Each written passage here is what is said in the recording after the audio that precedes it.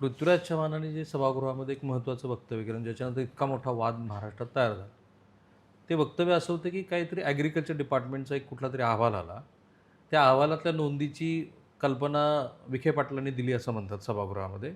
आणि मग त्याच्यानंतर पृथ्वीराज चव्हाणांनी एक मोठं वक्तव्य केलं की एवढे 70-75 हजार कोटी रुपये खर्च करून आपल्याकडे 1% सिंचन कसं, तर ह्या सगळं घडली कशी क्रोनॉलॉजी? काय झालं की महाराष्ट्र शासनाच्या सिंचन इतिहासामध्ये दोन मोठे डाग लागले. एक त्यापैकी हा विषय आहे सिंचन निर्मितीचा आणि दुसरा सिंचन घोटाळ्याचा. म्हणजे जो एकमेकांना जोडूनच आहे. एकमेकाला जोडून त्याच्यातनं तो निर्माण झाला पुढचा.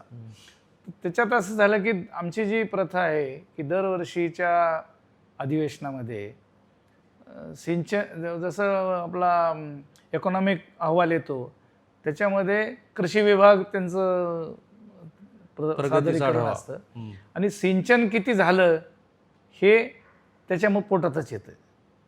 आता तो अहवाल जो तयार झाला त्या अहवालामध्ये सातत्यानं त्या फिगर घेतल्याच नव्हत्या आमच्या विभागाच्या.